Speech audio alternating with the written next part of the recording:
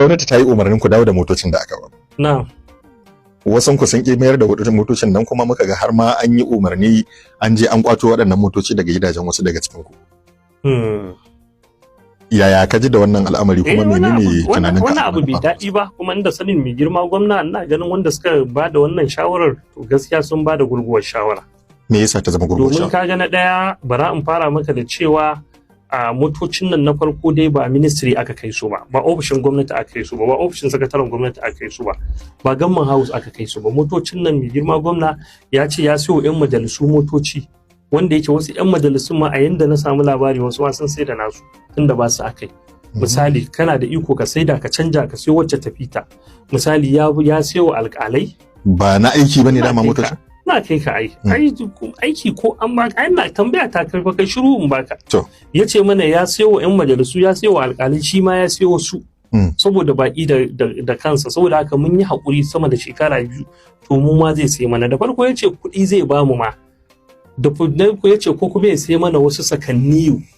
saboda haka mai shawara suka ce a sai motoci wasu suka ce a bada kuɗi saboda haka mai girma gwamna mai bi hangawa ya ga cewa aka siyo motocin wasu za su amfana shikenan aka je aka siyo motocin nan da aka siyo su cewa ya bamu kuma mu tafi kamfani mu dauka kan mu tafi da kowa ko direban mu sai da ya gargade mu kan mu tafi da shi duk jumbo members na council sun sani ni na dau mota ta na tafi da kanina muka je ya dawo da waccan na dauko wannan kamfani muka je muka dauka kuma ga da niyyar da mai girma gwamna ya bamu kuma ya gaya mana kuma har yau ba a ba ya gaya muku cewar kyauta ya mallaka ya gaya mana cewa kyauta ya ba mu to tunda nace maka da ya ce kuɗi ma zai ba mu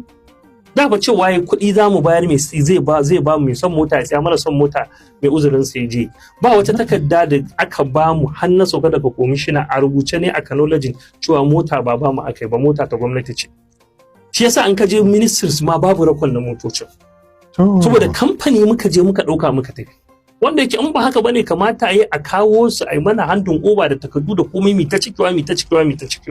ko kuma a je a kai su ministry kowa duk motar da ka samu a ministry ba ka bata ba saboda haka wannan cewa aka yi an ba mu kaji na daya na biyu kuma shine kar ka manta cewa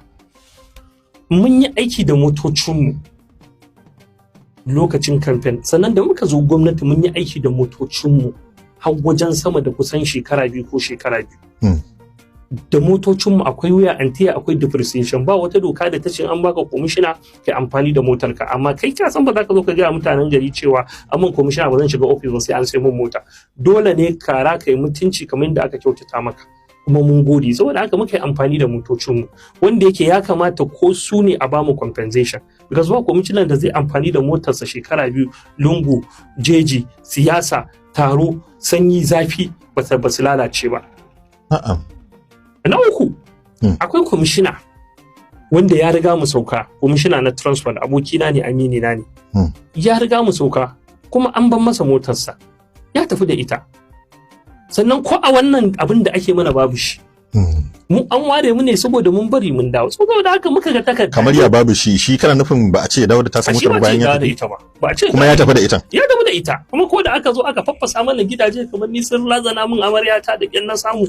tana ihu za su mata daukan amarya ni dai na lallaba ta zo na bana nan nayi tafiya ma saboda ni ban karbo ta takarda ba nayi tafiya bana nan ni ban hadu da wani ya ban takarda ko notice ko wane ne ba takarda da aka ban takardar da na san na karbe ta shine su ministry cewa mu dawo da mota daga ofishin SSG muka yi replying dinsa cewa wannan mota muna da akwai doka ta Revenue Mobilization and Fiscal Policy ya kamata su duba su gani in muna da haƙƙi mu ba mu so kamata ai su replying din mu ai ba a Ilori muke ba muna Kano SSG nan ya ga dama sai ya tura din mu zo za mu zo muna girma su muna daraja su ka fahimci me nake nufi mu zauna dialogue ne mu zauna to shikenan kuna so mu ba ku motocin nan kun fasa ba mu kyauta tunda dama ba ku ba mu takaddun su ba shikenan mu me matsayin motocin mu da muka yi amfani da su ba su haka ba ni dai kawai bana nan nayi tafiya sai ji ne an ce an zo gidaje ana fasawa wai hukumar orafe fasawa ko kwankwasawa a buɗe fasawa ne kawai kamar ABM gidansa fasa mai gyar suka yi wani waye ni Allah ya sa da mutane a kofar gida dama suna zo na yan jiran ko ta kwana da suka zo suka bude musu gyar suka shiga suka bude gyar da kansu shikenan suka dau motar matata suka yi tafiyar su da ita wacce ta kan fata kwamishina ita wacce tana nan ai to me yasa ba su dauke ta ba ita tana nan ban san me yasa ba su dauke ta ba, me bi ko ba su ganta ba ko ba ta nan ko wani abu makamancin haka, amma sun dau motar tana cikin gidan kuma suka shiga din. A'a ba ta cikin gidan lokacin, ai ina da aiwa mata na ɗaya ba. To Ka fahimce ni, ai ka sani ba na so wannan personal life ina ne, bai kamata ku zo kana haska na a wannan ba, ka gane Hausa ta ko. haka. So zai hafo ka gani, to saboda haka it's very simple. Sannan kuma bayan Allah nan sun ji labari mun kai ƙara kotu, domin ka muka ji shiru a ofishin SSG, muka kuma abin zai je hukumar can, saboda haka sai muka shigar da ƙara kotu. Duk abin da kace ka shigar da ƙara kotu ya kamata a tsaya a saurare ka aji. Ai in ka kai kanka kotu ka ce ga mota kana so a fassara maka me naka a ciki, ai magana ta kare. Ai magana ce ta ajira lokaci. Amma saboda haka, saboda an sa ranar shiga kotun, sai suka yi wannan, suka yi maza suka zo suka ci mana mutunci, wanda yake ba mu da tsabin haka ba. Ai ko babu komai mai girma gwamna mun yi zaman mutunci a ba, mun zauna mun yi biyayya mun yi hidima. To amma tun farko akwai masu hangen nesa da ganin cewar tunda an ɗauko ku an ba ku waɗannan motoci ne a gabar da kuke kujerar kwamishinoni. Na'am. A yau da kuka haƙura kuka ce mun aje maka kujerar kwamishinanka, kuma dama an ba ku don ku gudanar da aikin ofis.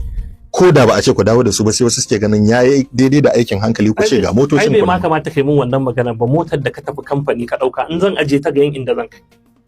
Kamfanin zan maida. Amma kai fa ka ce gwamna ne a council ya ce muku ga abin da aka yanke. Na gaya ma kan gwamna cewa na ba ku motoci.